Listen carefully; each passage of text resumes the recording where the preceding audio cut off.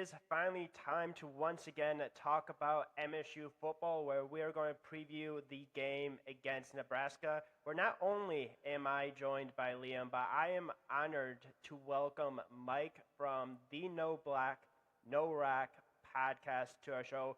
In my opinion, maybe one of the greatest podcast names out there. I absolutely love the idea of it. I was honored to join their podcast a few nights ago, so I'm excited to have you coming on ours and kind of putting you a little bit on the hot seat. But it was truly a great time, and I'm truly honored to have you on, Mike. Well, I appreciate you guys having me on. Yeah, that was a good time. The No Block No Rock thing was kind of fun. It was named after Troy Walters, who's now the wide receivers coach, I think, with the Cincinnati Bengals. But at the time, he was at Nebraska, and he kept having all these guys that were less athletic and less highly recruited guys out on the field because they could block. So his mantra was no block, no rock. And we kind of started this thing during COVID, and it's still going. So I was just going to ask, like, how did the whole thing kind of start? Like, was it like your idea? I know you're with a couple other guys that were able to join today, but like, just kind of do a brief preview of how you guys truly started your podcast. so it actually started my friends during COVID. A group of us, we wanted to start a podcast together, and I was taking a trip to Mexico. So I told them, I was like, hey, let's do this when I get back. And all my friends started one without me while I was in Mexico. And so I was like, all right, bet. So me and my buddy Jared, who you talked to the other night, we're like, hey, let's just do our own thing. We both love Nebraska football, so let's start our own podcast. And their podcast was called Beer Guts and Sports Nuts. It lasted about 4 episodes, and Monday we completed episode 250. So I think it was a pretty good decision for us, and it's been going pretty well. Congrats on that. That's awesome. And it seems like you made the right choice and they made the wrong choice. Yeah, 100%. That's awesome. Yeah, that's funny. That's good. But yeah, no, again, really appreciate you joining. I'm really excited to learn a little bit more about Nebraska. Just give a kind of a big overview of Nebraska football, because I know we're both coming off of a bye week. We're both 3-1. We're both looking for our first Big Ten win of the year. Just kind of give an overall view of what Nebraska football is, just kind of the mantra that they play in, offense, defense, just kind of the whole works for the most part.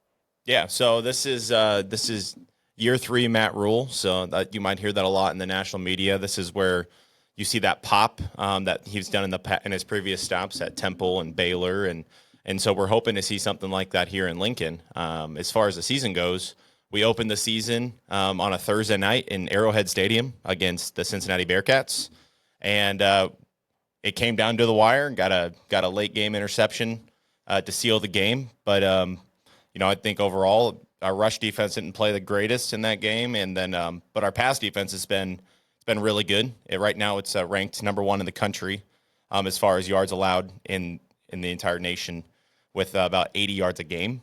So that's been pretty good. We beat up on 2 cupcake teams in Akron and Houston Christian, and then Michigan rolled into town and kind of got pushed around a little bit by Michigan, which I'm sure you guys are sad to hear that, because yeah, I think everybody wanted Nebraska to win that game. But yeah, kind of got bullied a little bit up front. They had 3 explosive plays, and Nebraska got a little risky on going it for it on 4th down a couple times. And the game, it was a 3-point game, but I mean, honestly, Michigan probably could have won by 2 or 3 scores, just given how the game went. And I was in the stadium watching it. So I'd say if you want the overall on Nebraska's offense, we have an elite passing game with Dylan Raiola pulling the strings there. He's playing at an elite level right now, completing over 75% of his passes, over 1,100 yards, 11 touchdowns, 1 interception. Dude's balling out. He was a 5-star kid, number 1 recruit in the country, and the only reason he came to Nebraska because his dad played here. So, and you guys might like this, but his dad played for the Detroit Lions. Oh, yeah. Dominic Raiola played there for a long time. His godfather is Matt Stafford.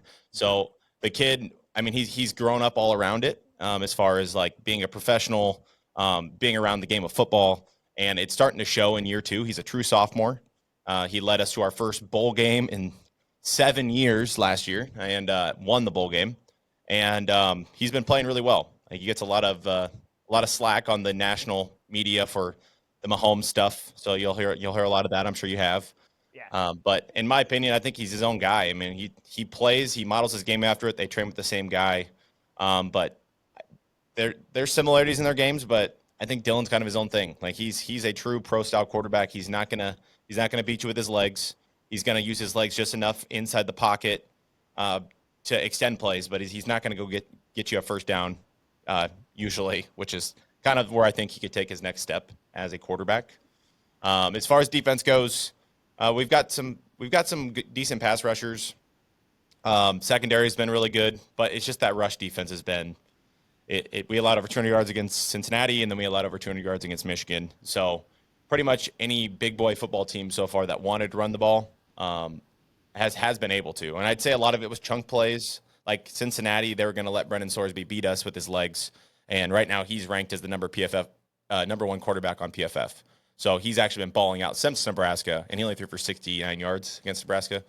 So I'd just say the pass defense is really good. I think they're gonna try to make Michigan State one-dimensional, and it's gonna be interesting to see if you guys can push us around. Then you're gonna have a lot of success. If you guys can't get anything going on the ground, it might be a long day for Michigan State.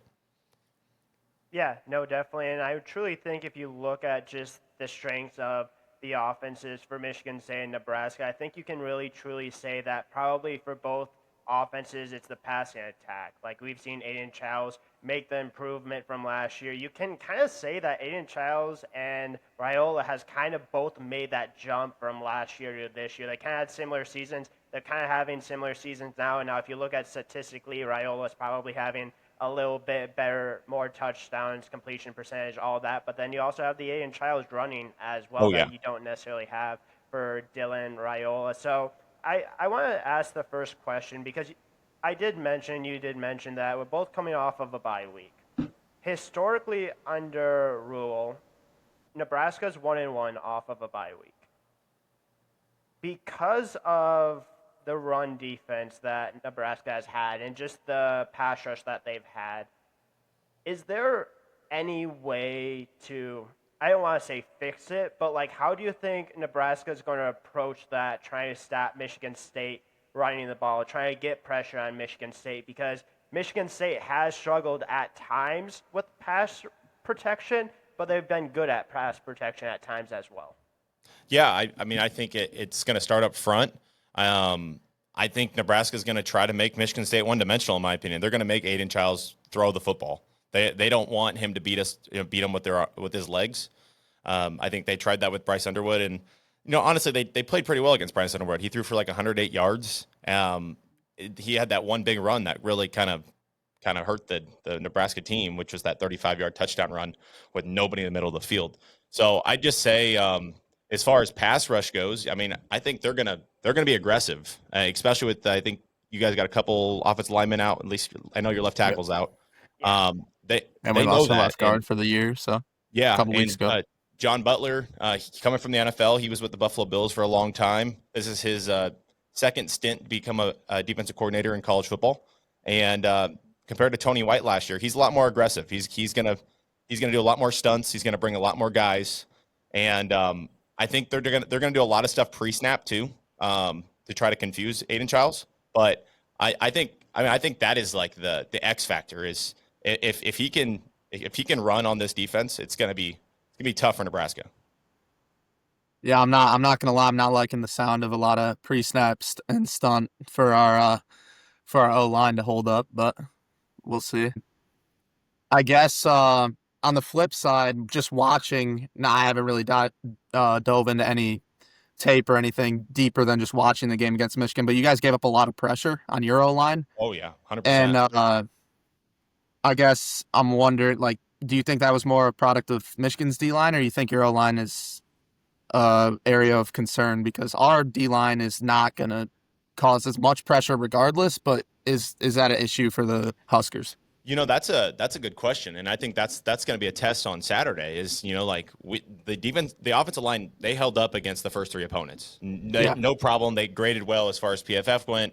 Dylan didn't get pressured a lot, and against Michigan, he was pressured a lot. He was sacked 7 times for 49 yards, and I mean he was running for his life, and a lot of it had to do with the offensive line, especially the outside tackle positions. But I mean, there's times too where Dillon could probably get rid of the ball a little bit quicker.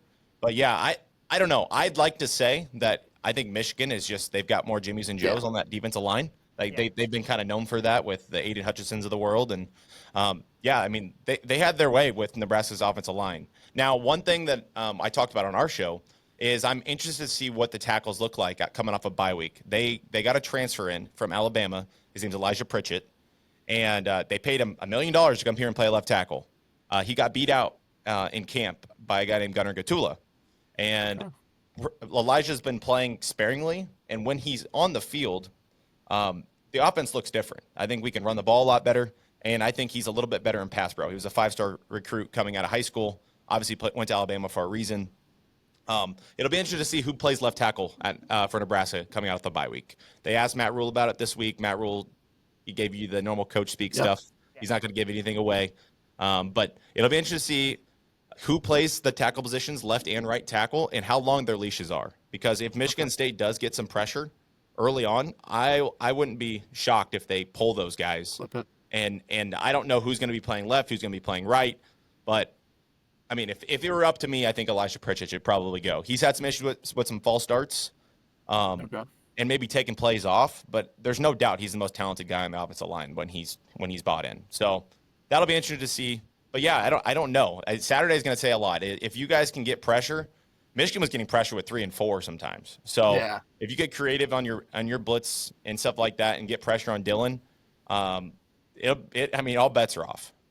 Yeah, well, we're now at 16 games into the Joe Rossi era for who's our D coordinator, and we've yet to get significant pressure against any legit football team. So good. I'm not too sure you got to be worried about that, but hopefully they draw up something with this 2-week break in between games. So yeah, and speaking of the bye week, under Jonathan Smith last year, Michigan State had by far their best performance off of a bye against Iowa. The defense came to play. The offense was able to run the ball. Because of that success and just kind of having that history so far under Jonathan Smith with that bye week, I'm going to be interested to kind of see what this defense is able to do. Because if you look at for MSU, the first half this year has been not good at all. But if you've looked at kind of the changes that they've made in the second half, they held USC to a little bit less. They held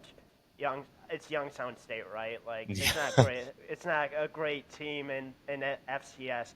I'm truly going to be interested to see if this game is close at half with a game at Nebraska. What are your thoughts? Like, are you fully thinking like, hey, this should be a game where Nebraska should just come out and dominate? This is going to be – because the spread's 11.5 right now. It's actually gone up from 9.5, I believe, last time we talked. Like, are you fully expecting that this is going to be – I don't want to say Matt Rule's, like, stamp and saying, hey, like, even though, like, what happened last week happened, if you want to get to – I know your guys' goal is, like, 8-9 wins. You kind of have to get this win. Yeah, I would say this. This is still a Big Ten football team. And Nebraska – For many years, teams look at their schedule and they see Nebraska on there and they say win. And Nebraska fans, we haven't been used to that. You know, we were good for a long time. And with the previous coaching hires that we've had, and Mike Riley, who is a Jonathan Smith guy, Oregon State guy, and then former head coach Scott. We don't say anything on my show. Sorry. When we hired those guys, you know, we've lost a lot of football games. 500 coach under Mike Riley, and then 13-29 or something with the last guy. So, you know, Nebraska, we've had to lower our expectations a lot, but I do think this is a type of measuring stick type of game. Like I said that against Michigan, and I'd say they failed that first measuring stick test. But I don't think Michigan State is Michigan right now. I don't mean that in a bad way, but I think this is a type of game where if you're favored by 9.5, 10.5, 11.5, whatever it ends up being, like this is the type of game where you need to go in and show it off. You know, like you're coming off a bye week. I think you have the advantage a slight advantage. I think both teams, their quarterbacks are going to carry them as far as these teams are going to go. I think by far those guys are the best people on the field for both teams. Yeah. But I think that you have a slight advantage there, just with the passing attack and Michigan State's pass defense.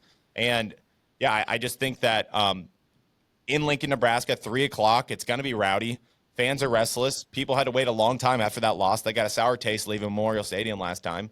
So I think it's going to be a hostile environment. I don't know. I know, was that USC game on the road, right? Yeah. Yeah. Yeah. that was I mean, USC. no offense to the No, Coliseum, it's not but, Nebraska. it's not Lincoln. No. And we're the only show in town, man. Like we don't have the Red Wings and the Pistons and everybody Pistons, else. Tigers. We don't have any of that Lions. stuff, guys. Like this is Yep. it. It's the only show in town. People care. There's going to be 85,000 people in there wearing red, screaming their heads off, me included. And it'll be an interesting test for Michigan State, but I think Nebraska, like, this is one of those games where if you want to win those 8-9 games, you have to win a game like this. Like, I just think the programs are in two different spots right now. Like, Nebraska's in a spot where they're like pretty much shut up and prove it. And I think Michigan State, you're going to give Jonathan Smith a little bit of time. This is year 2, Jonathan Smith. Like, he needs time to build his system, whatever that's going to be. I went through the Mike Riley experience. I think it's going to be very similar with Jonathan Smith, no offense, but they come from the same cloth. And I don't know if Pac-12 football translates that well to the Big Ten. Yeah, and you talk about giving Jonathan Smith time. I'm sure you're going to be more willing to give Jonathan Smith time than some MSU fans. If you checked out MSU Twitter after the last game, there's a lot of fans frustrated. A lot of people want that instant gratification. A lot of people want to have that Kirk Cignetti Indiana build where you're truly competing for playoffs in year 1, year 2 as well. And I just don't think that is Jonathan Smith. But I want to kind of bring up a little bit of a comparison because you brought up USC, you brought up Nebraska. For a lot of people, they might view Nebraska as, and this is no like hate towards like a lesser opponent. USC like light. Kind Yeah, of like yeah, you have 100%. a quarterback. Maybe the wide receivers aren't as great as what USC has. Talent-wise on defense, you have a great secondary. You have athletic defensemen. You have athletic linebackers. They kind of see Nebraska, like I'm saying, like a little bit of like a USC, maybe not overall as talented. What do you kind of agree with that? Do you disagree? Like for a lot of like MSU fans, they see what happened against USC and they're like, okay, like we struggled defensively, but we're still able to put up points. And they might see Nebraska and say, well, they're kind of USC, but not as good offensively. So maybe there's going to be a little bit better defensively, especially coming off of a bye. Do you think that's a little bit harsh, or do you think that comparison, you can see that? Well, I just want to say, I guess I don't hate that comparison with the skill position, maybe Nebraska being USC light, but yeah, I would almost consider USC being Nebraska light once you talk about the interior and guys of that, the interior O-line, interior D-line, guys of that size and stature. I'm always going to give the edge to Nebraska regardless, but we'll see what Mike has to say. Yeah, I mean, here's the thing. We played USC last year. It was a close game. I mean, we have Dana Holgerson and they've got Lincoln Riley. They run very similar systems. I mean, it's spread football from the Big 12. Like that's what it is. So, as far as talent goes on the outside, Nebraska brought in 2 transfers that were elite at the places they were at before, and Dane Key at Kentucky, and they brought in Isaiah Hunter from Cal, who was a borderline freshman All-American. Like he was really good. So as far as talent goes, I mean, Ja'Cory Barney, one of the best receivers in the Big Ten. Good luck punting to him. I think he's starting to make some things happen. And I don't know. I mean, as far as talent goes, like USC, they got talent. They're in California. They can pick anybody they want. Line play, that's to be determined. Lincoln Riley, he's never been known to have a good defense. So, if they get that figured out in USC, like they're going to be really dangerous. But they got punched in the mouth this week against Illinois, and they didn't really handle it very well. So I don't know. I was really worried about USC until I watched the Illinois game, and Nebraska barely lost to Illinois last year, barely lost to USC last year. I feel like these are like all these middle Big Ten teams are kind of all the same. Like any given Saturday, and anything can go any way. But I think on paper they're pretty similar. Jaden Maeva is a baller. Like he started his first game at USC against Nebraska last year. and he made plays with his legs and extended plays, and they squeaked out with a win there. So I don't know. I wouldn't say they're Nebraska light or USC light or any of that stuff. I think they're about the same. Lincoln Riley's got a lot more pressure than Matt Rule does right now, because Lincoln Riley's pretty much coaching for his job, in my opinion, because they've got high expectations at USC. And Nebraska, like, if we win 8 games, Matt Rule's he's a savior right now. So I just think right now they're in 2 different spots, but I think talent-wise, I think they're very similar. I don't know if you want to look at recruiting rankings, because USC probably has more talent, but Nebraska is pulling in a lot of portal guys, and Matt Rule likes to run a developmental program. So we're gonna have to see it. We play USC later this year. It's a blackout in Memorial Stadium in November. It'll be fun to see a California team come play in the cold and see what happens. So Yeah, I can take Nebraska right now for that one after watching the Illinois game. But I just checked since you said it. USC, the 24/7 Sports does like a team talent composite, and they've got USC 17th in the country and Nebraska 20th. So see, right that's there to kind your of that's point. kind of where I thought. Like, as far as Yeah. talent goes, I think it's a wash. It's really going to come down to X's and O's and who's ready to play that day. Like, I think that's how a lot of the middle of the Big Ten is. There's going to be like the 4 elite teams in the Big Ten, and then Yep. there's everybody else. And there's a lot of teams that are in the lower echelon of the Big Ten that are fighting to get to the middle. And right now, we don't know who's actually the middle. Like, I think Yeah. Michigan State right now, 3-1, they're in the middle right now. But this is the type of game where both teams are fighting to figure out who's actually in that middle tier of the Big Ten and who's going to be taking a step down to the bottom. So I don't think anybody's as bad as like the Northwesterns, Purdue's of the world, but Purdue, yeah. No, I agree. Purdue do. Yeah, and UCLA. Turns out their Yeah. head coach Yeah. at Big Ten that said, "Hey, we're from LA," is no longer there, and rightfully so. Yeah. Hey, he beat us. Deshaun Foster came in and punched us in the mouth last year after we almost upset Ohio State at the Horseshoe. So, like I said, the Big Ten, it's an open field, man. Yeah. Anybody can lose any given Saturday if you don't show up. Nebraska could easily lose on Saturday. There's no doubt. So, it would not shock me at all if Michigan State just takes it to them. But I don't know. Just buying into the Matt Rule hype year 3, the way things I've seen it so far, and the way Dylan's playing, like, I think he's playing another level. Like, if Dylan was playing for any team that wasn't named Nebraska right now, he'd probably be in the Heisman race right now. I mean, he is putting up astronomical numbers. He's the only player in the country that has 11 touchdowns, 1,100 yards, and 75 completion percentage with a minimum attempts or whatever. Like, he is balling out, and a lot of it's short dinks and dunks, but he also has lots of plays over 20 yards. So. Yeah, no, I thought a lot of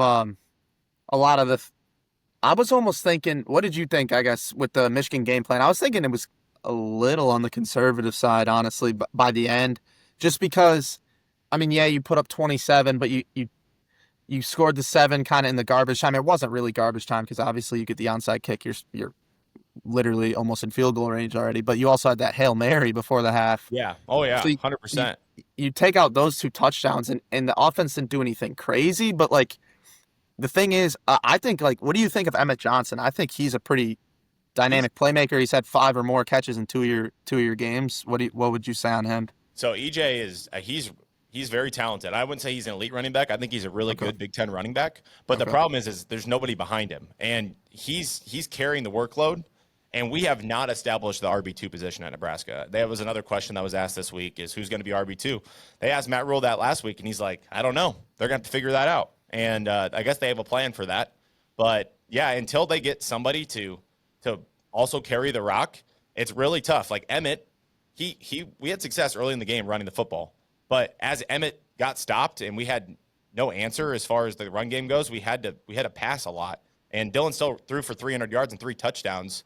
Yeah. He's the first quarterback to do that against Michigan since 2017. So I did not know that. Yeah. So, I mean, we were chasing a lot of that game, so you're going to have to throw it a lot, and we weren't able to run the ball in there because our offensive line wasn't doing anything. Yeah. So, I don't know. It's really tough to kind of gauge that because just the way the game went, and when you're chasing, it's like, and you can't run the ball, you're not going to keep running the ball. Like, you're running into nothing.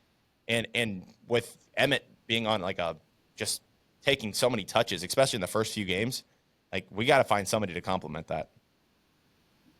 Yeah, because you don't necessarily want to have him carry the full workload every single time throughout the whole season. Like, it's not going to be something that is obviously going to be good for an outlook on him this year and outlook on just overall. But you talked about chasing, and this is where I kind of want to get into special teams. I know we talked a little bit about special teams on your guys' podcast. I know that you guys haven't had maybe the best special teams. There's been a little bit of concerns there. If this game comes down to the end, and let's say hypothetically it's a close game, and it truly becomes something of like who's going to get a stop, who's going to make a team on special teams, who's going to be able to make a field goal. How are you feeling when it comes to like your kicker? Like if your kicker has to kick a game-winning 45-yard field goal, and you're down, let's say 1 or 2, do you trust him to make that kick, or is it something of like you just hope it never comes down to that as a special teams? Okay, a little column A, a little column B. So first off, so we've had a lot of special teams trauma at Nebraska as of late, but they hired Mike Eckler from Tennessee, who had the #1 special teams in the nation last year, and I mean it's been a total overhaul. Our special teams has looked as good as it ever has. We brought in an Australian punter named Archie Wilson. He is a baller, and he's been really, really good, and he's been pinning teams deep. We brought a new kicker, Kyle Cunanan. He's made a lot of kicks. He's missed one kick, shanked the crap out of it. But other than that, he made like a 54-yarder against Cincinnati in the first game. He's been very accurate. He hasn't missed a PAT. Like I said, he's missed one kick this year.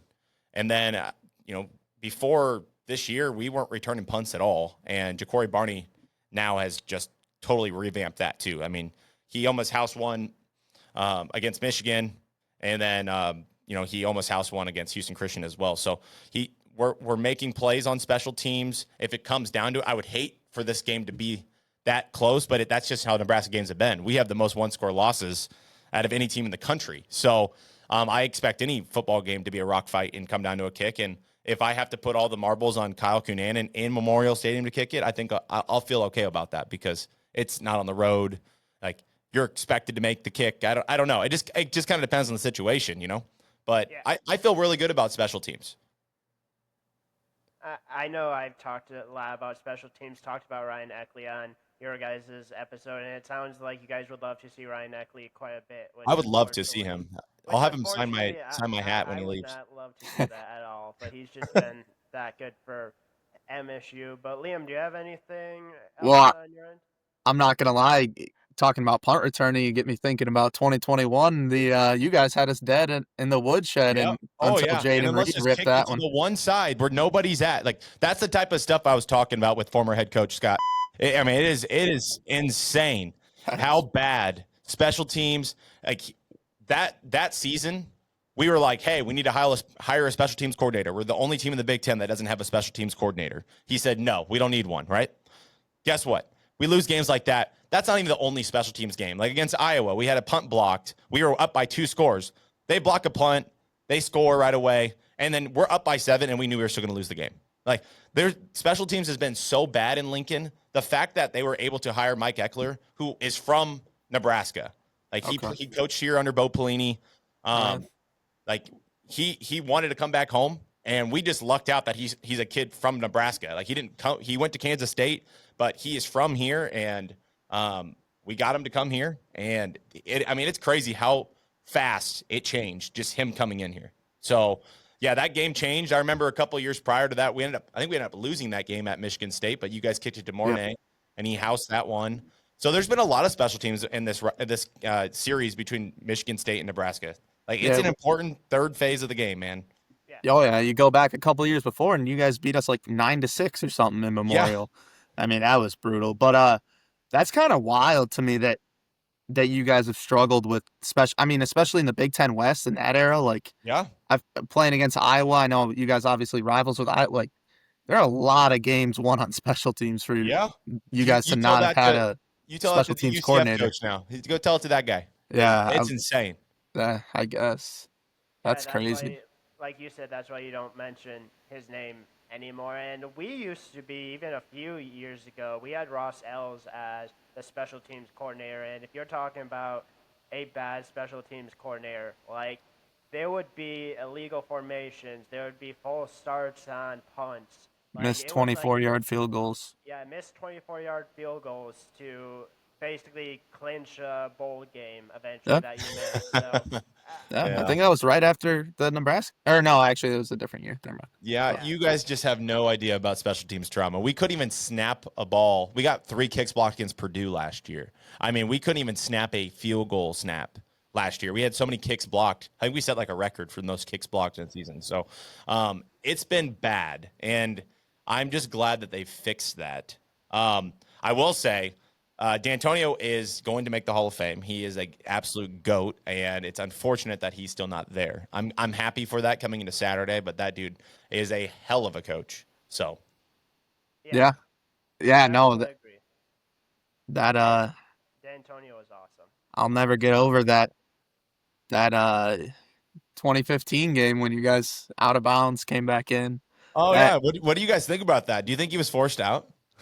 I was 11 years old when that happened, so my opinion will never change. Never change. No, we should have been undefeated 12-0 going into the I was Big at Ten that game championship. too. Brandon Riley, who is a friend of the podcast, he's been on Really? numerous times. That's cool. Yeah, he's a good dude. He's the same age as me, but yeah, he says, yeah, I was forced out. But I mean, if you want like the true football fan in me, he 100% just ran out of bounds. Yeah, and came back in. Now the biased Husker fan that was in the stands that day, oh yeah, definitely got forced out. I like it. Yeah. I like it.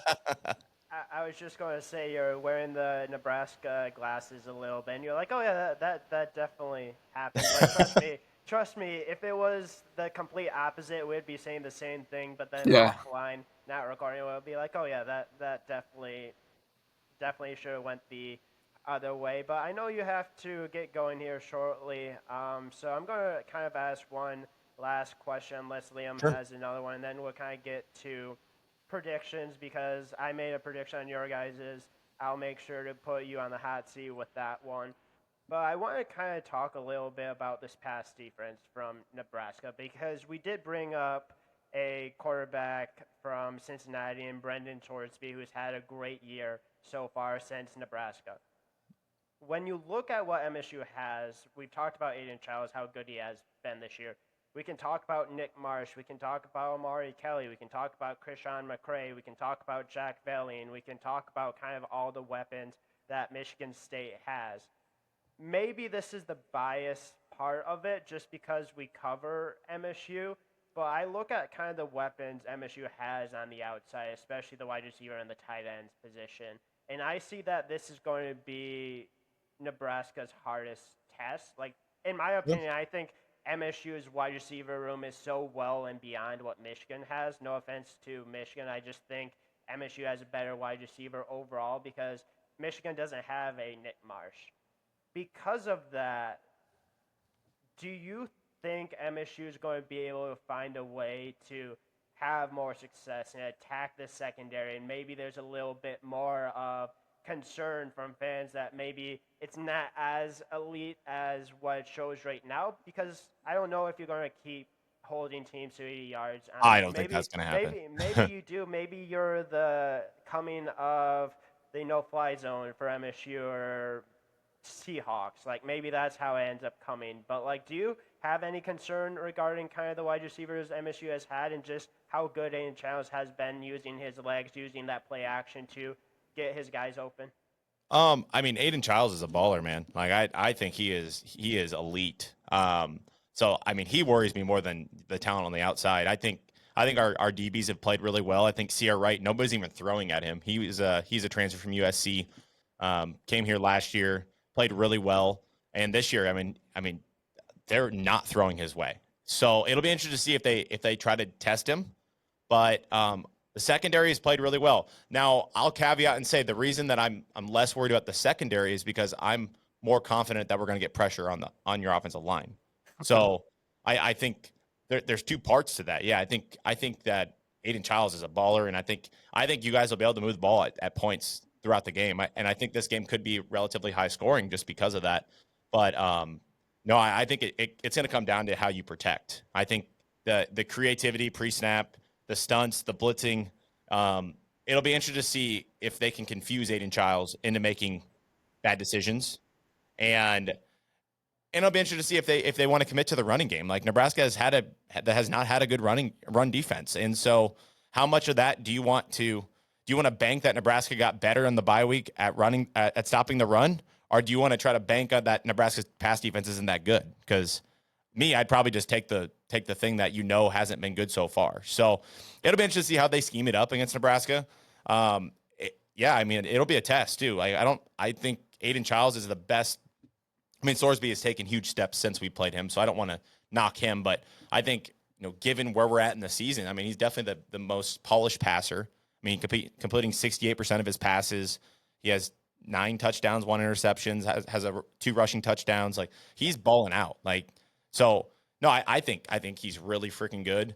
I mean, I can go straight into my prediction because of that, but like I have Michigan State. They're going to score 24 in Nebraska. I just think that the trend of allowing 40 points to teams is going to bite Michigan State in the butt, and I think it's going to be 42-24. I think you're going to be able to move the ball. I just think if it's going to be a scoring match, I like our offense a little bit better, and that's really what it's going to come down to. But like I said before, it's a Big Ten football game. This game could shock everybody. It could be 17-13. Who knows? I mean, anything can happen in the Big Ten. It's the best conference in football for a reason, and it's going to come down to whose offensive line plays the best. And if our offensive line looks like it did against Michigan, Michigan State's going to have a field day. They're going to kick our ass. So, yeah, I mean, I'm one of those guys too. Like, I'm not like a huge, like, don't call me, like, I'm not biased usually. Like, our podcast, we're known for the only realistic Husker podcast. Like, I predict Nebraska go 7-5 this year. So when I make a prediction like that, I don't usually predict Nebraska to win any game by more than 2 scores. I'm kind of buying in on the way Dylan Rail has played. And I like that it's a home game. And I like that you have some injuries on the offensive line. And those are kind of the easiest things. I always just say coaching advantage, quarterback advantage. And I think Nebraska has both of those. It's a slight one at quarterback, but I think they definitely have a coaching advantage when you look at Jonathan Smith and Matt Rule. So, I don't know what it is about Jonathan Smith. I did not respect Oregon State at all. We had the same experience with Mike Riley, who was his head coach when he was an assistant there. I just don't think it translates to the Big Ten. That's just my opinion.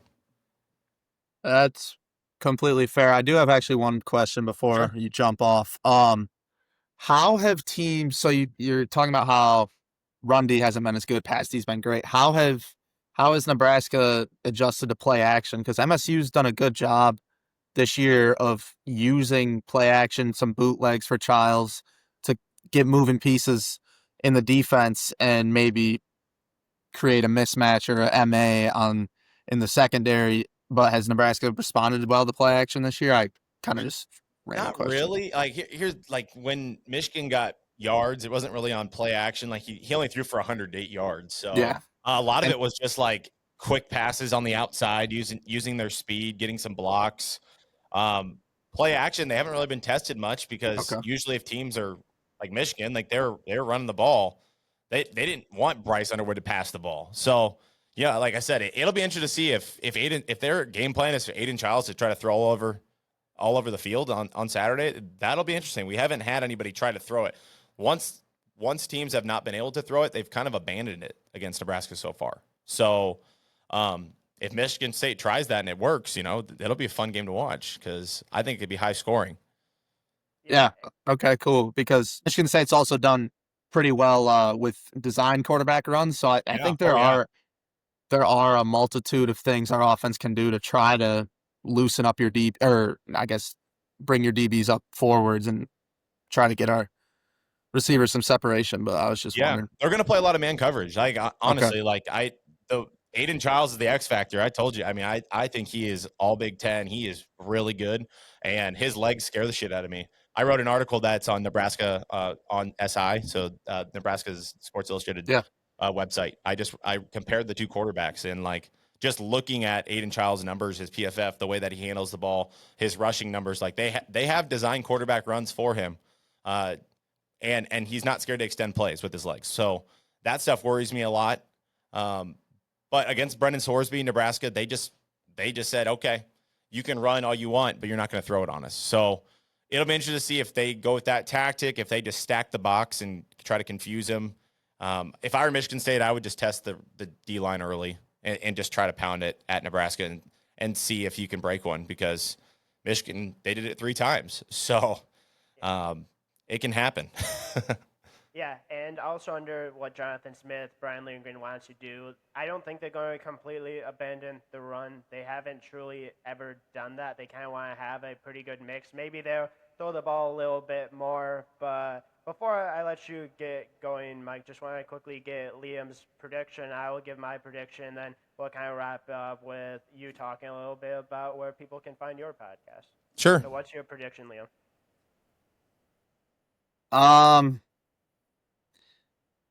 I don't know. I want to think State can go in there and get it done, but the road environment does scare me.